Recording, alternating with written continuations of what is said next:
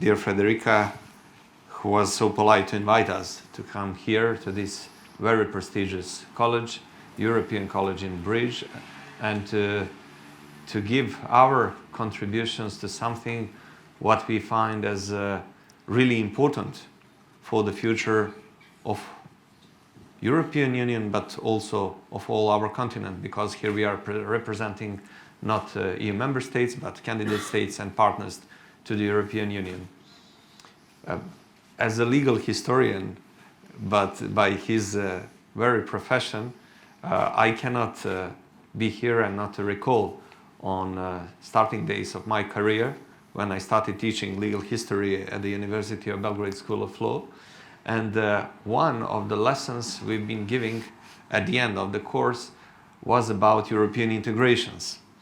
And the first European conference about the future of Europe, and it is not so well-known fact, was held in Rome. I think it was some 106 years ago, in 1908. And my country, in that time, the Kingdom of Serbia, was participating in this very conference. So in that time, we have been discussing about the future European integrations, and the European Confederation was one of the main topics.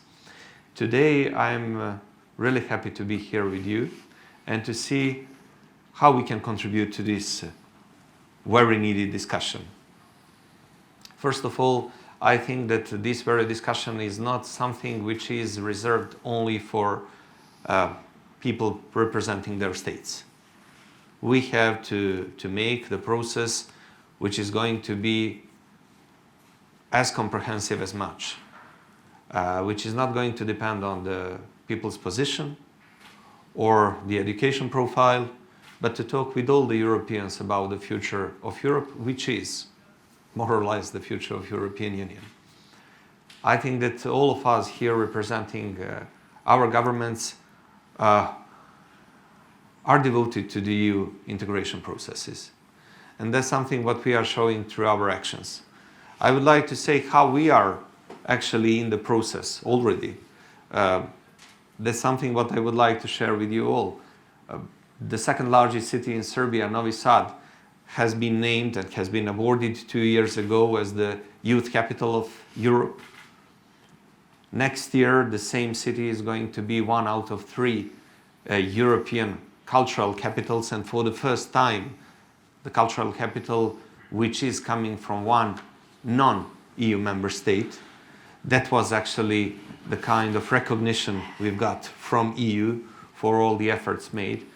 From January the 1st, 2019, yes, 2019, we are full member of the Erasmus Plus project, and we are happy for the fact that we are having this kind of cooperation on the level of education. And what I was interested in a short chat we've had before our meeting is how can we make the European College much more tangible to our students in Serbia. And that's what I want to discuss with all the stakeholders here and my ambassador to be in charge of that in the further period, because that's what we need. We need the real tangible connectivity, people-to-people connectivity, institutions to institutions, G to G. And how we are trying actually to do that. First of all, our devotion to the EU integrations is visible through the reform processes we are undertaking in my country. One of the most important fields, of course, is the field of rule of law. And we are proud of the fact that during the last 12 to 13 months, we've really done a great job, and it was well valorized and recognized in the recent progress report.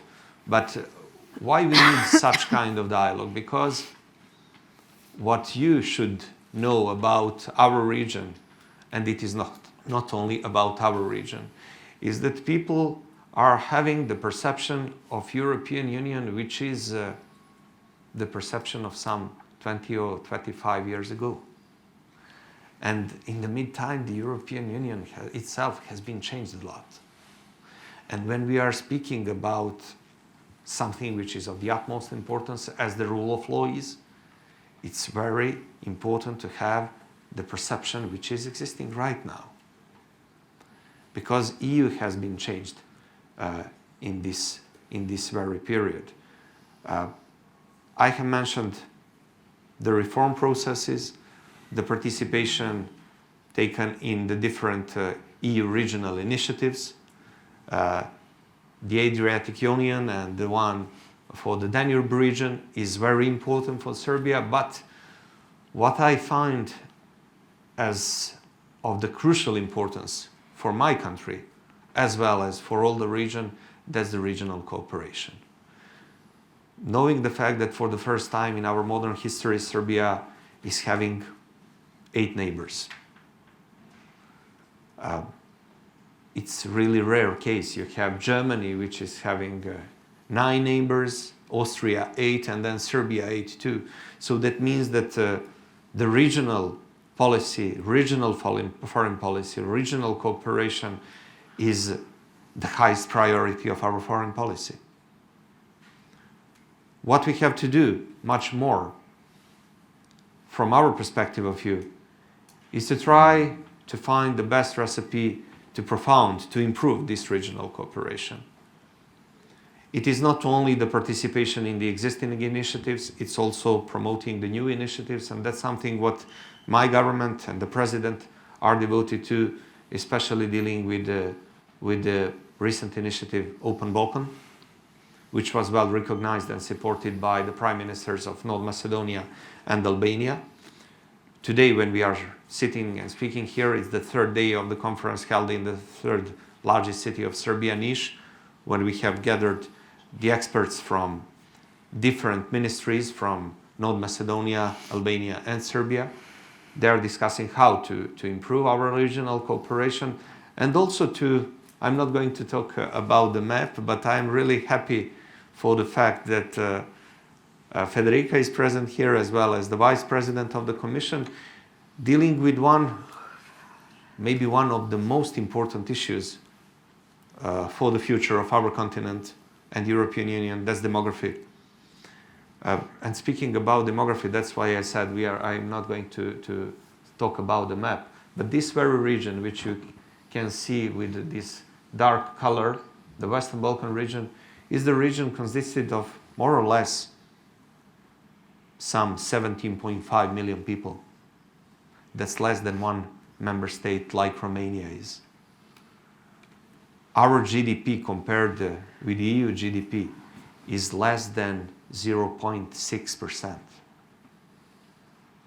And if our role, if our position is not going to be well recognized, like it is recognized today, and thank you very much for inviting us here, and thank you once again, Bujar, for initiating this. If it is not going to be recognized, then these percents and these population figures are going to become lower and lower. And then all our bilateral disputes are going to become completely senseless. If you really want to cooperate, let's cooperate in the fields in which we do not have disputes at all. And that's what we can do. And I'm really sure about that, and that's what our president, what our government is promoting. And I'm quite sure that the first priority for our cooperation, for sure, is economy. And that's what we are trying to do much more. And once again, I'm not going to bother your time. Thank you very much for receiving us here, for inviting us here. Thank you very much to all dear students who are listening to us. And I'm really willing to see and to hear the questions posed by our students, and to make this discussion as fruitful as possible. Because if we are not gathering in such a way, if we are not practicing the dialogue as the best recipe and the best way to improve our relations and to improve regional cooperation, then it's not going to be good for all of us, but also for the EU. Once again, thank you very much, and I'm pleased to be here today with all of you.